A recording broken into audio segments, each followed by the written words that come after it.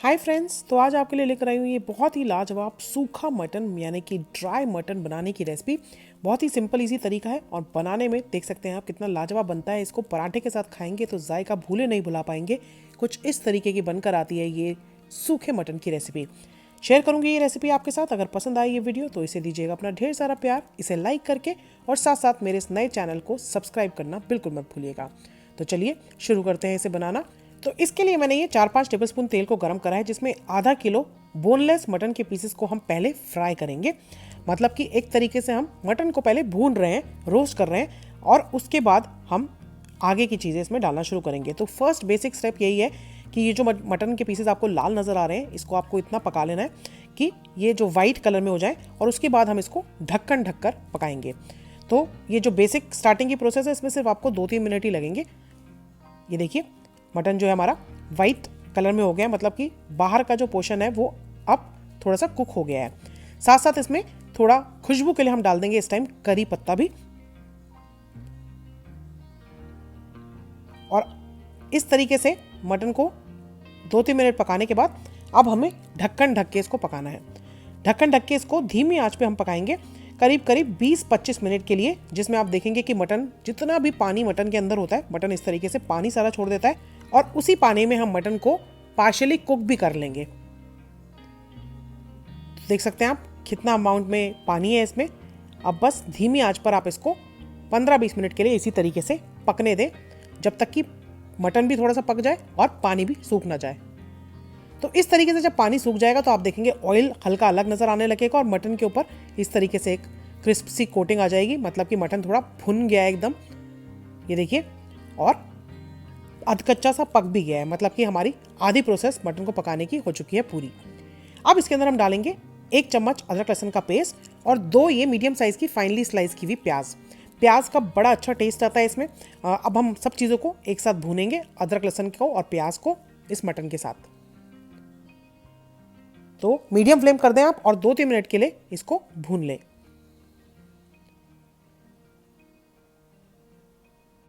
तो यहाँ पर हमें प्याज को बहुत ज़्यादा ओवरकुक नहीं करना है, बस कच्चापन चला जाए प्याज का, इतना ही हमें इसको पकाना है कि प्याज हल्की सॉफ्ट हो जाए।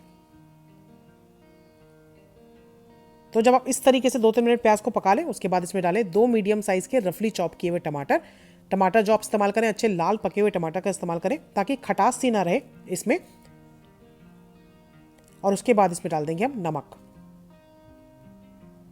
साथ में डालते हैं मसाले, जैसे कि 1.5 चम्मच लाल मिर्च पाउडर, 1/4 चम्मच हल्दी, और 1.5 चम्मच ही धनिया पाउडर।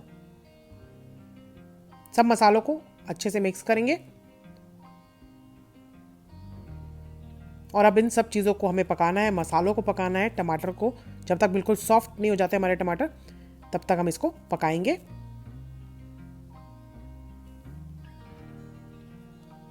ढक्कन ढक के धीमी आंच पे इसको छोड़ेंगे 5-6 मिनट के लिए।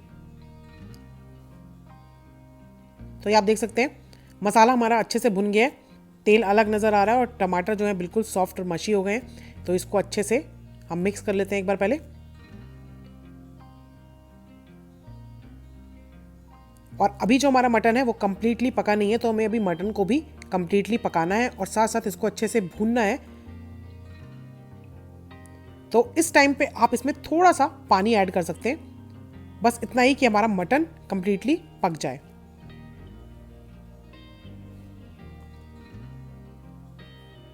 तो बस इस टाइम पे अब हम ढक्कन ढक देंगे और इसको धीमी आंच पे 7-8 मिनट के लिए अप्रॉक्सीमेटली और पकने देंगे, जब तक कंप्लीटली मटन सॉफ्ट नहीं हो जाता।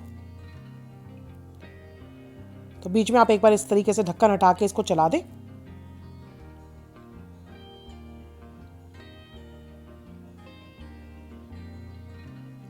और बस अब वापस से हम ढक्कन ढक के इसको थोड़ी सी देर और पका लेंगे।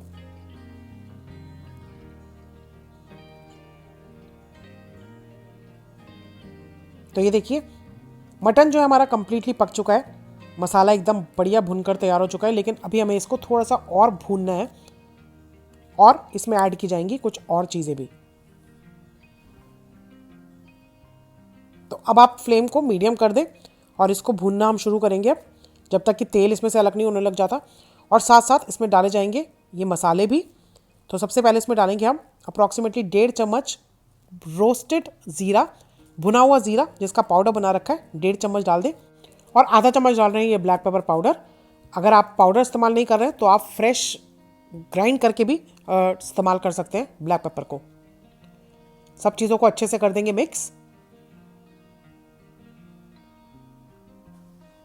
मसाले के साथ इसको 2-3 मिनट हमने भून लिया है, और उसके बाद हम बस आखिरी में इसमें डालेंगे 1 से 2 कटी हुई हरी मिर्चें। ये पर्सनल चॉइस है आपकी, आप कम भी कर सकते हैं मिर्चों को।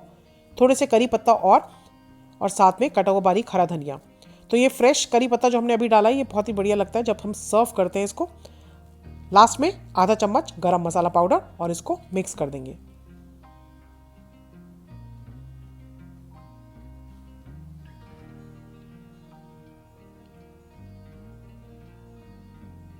तो ये बढ़िया हमारा सूखा मटन बिल्कुल बनकर तैयार है। लास्ट में हम ढक्कन ढक के इसको 2-3 मिनट के लिए और पका लेंगे धीमी आंच करके।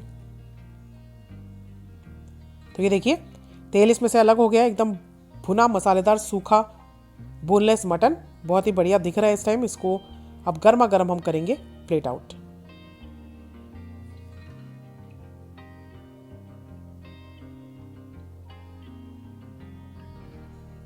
तो ये जो मटन है ये आप as a snack, as an appetizer भी खा सकते हैं। ये पराठे के साथ बहुत अमेजिंग लगता है ये, चाहे मालाबारी पराठा हो, लच्छा पराठा हो, नान के साथ भी बहुत ही अमेजिंग लगता है ये। या सिंपल आप इसको एज अ साइड डिश भी सर्व कर सकते हैं। कुछ ड्राई सर्व करना हो मटन में तो बहुत ही बढ़िया रेसिपी रहती है उसके लिए। ये ट्राई कीजिए ये अमेजिंग रेसिपी, और आई होप आपको पसंद आई हो ये वीडियो। अगर पसंद आई है तो इसे दीजिएगा अपना प्यार, इसे लाइक करके, और मेरे चैनल को सब्सक्राइब करना बिल्कुल मत भूलिएगा।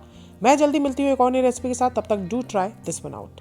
God bless, bye bye, take care and stay safe.